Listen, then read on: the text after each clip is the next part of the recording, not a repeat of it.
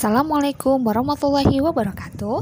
Hai teman-teman, nama saya Hikmatunisa. Saya merupakan CPNS 2020 Kementerian Ketenagakerjaan Angkatan 53 Kelompok 2. Kali ini saya akan membahas learning journal yang berjudul Manajemen ASN dan World of Government.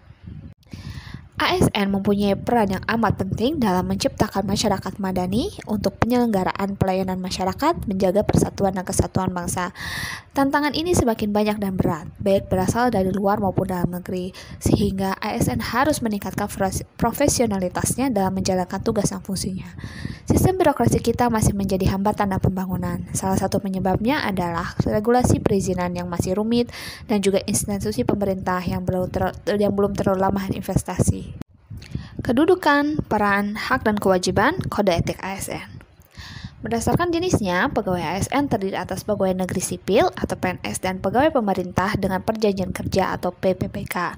Pegawai ASN berkedudukan sebagai unsur aparatur negara yang menjalankan kebijakan yang ditetapkan oleh pimpinan instansi pemerintah serta harus bebas dari pengaruh dan intervensi semua golongan ataupun partai politik.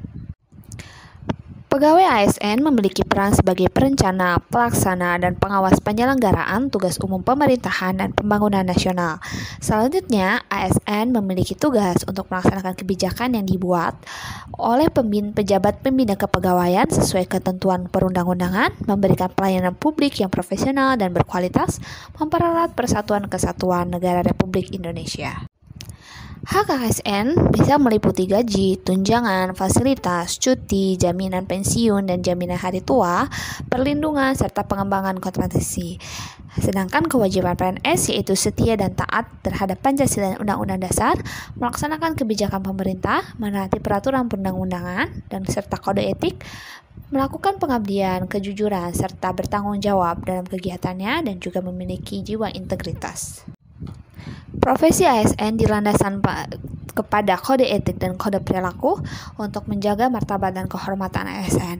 Fungsi dari kode etik yaitu sebagai pedoman, panduan birokrasi publik dalam menjalankan tugas dan kewenangannya agar tindakannya dinilai baik, sebagai standar penilaian dan tindakan birokrasi. Selain itu, sebagai etika birokrasi yang penting dan juga panduan norma bagi aparat birokrasi dalam menjalankan tugas kepada masyarakat.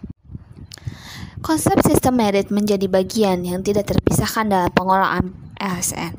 Sistem merit merupakan kebijakan dan manajemen ASN yang berdasarkan pada kualifikasi, kompetensi, dan kinerja secara adil dan wajar tanpa membedakan latar belakang politik, ras, warna kulit, agama, asal-usul, jenis kelamin, status pernikahan, umum, ataupun kondisi kecacatan.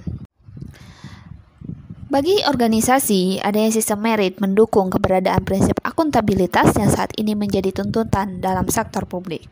Ketika organisasi mengetahui visi dan misinya, organisasi dapat mengarahkan SDM-nya untuk dapat mempertanggungjawabkan keberadaannya. Selain itu, fungsi ke sistem merit bagi pegawai bisa menjamin keadilan dan juga menyediakan ruang keterbukaan dan perjalanan karir seorang pegawai.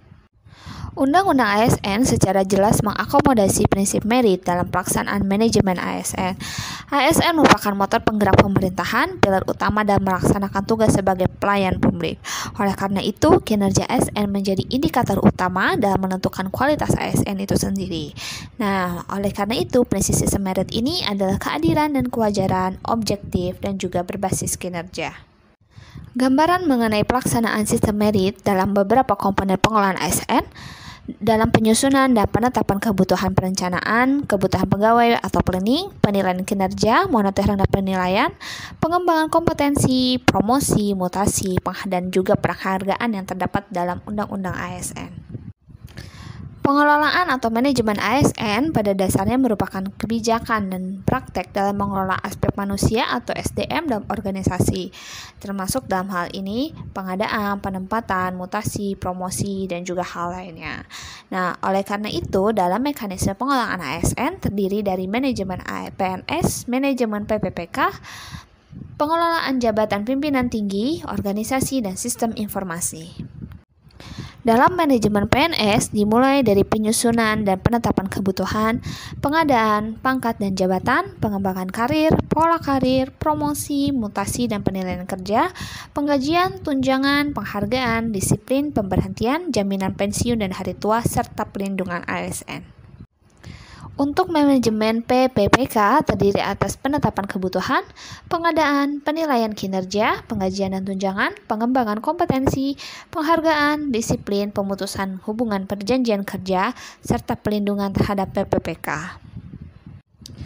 Pengelolaan jabatan pimpinan tinggi terdiri atas pengisian jabatan, pengisian JPT di instansi pemerintah pusat, pengisian JPT di instansi daerah, penggantian pejabat pimpinan tinggi, pengawasan, dan juga pegawai ASN yang menjadi pejabat.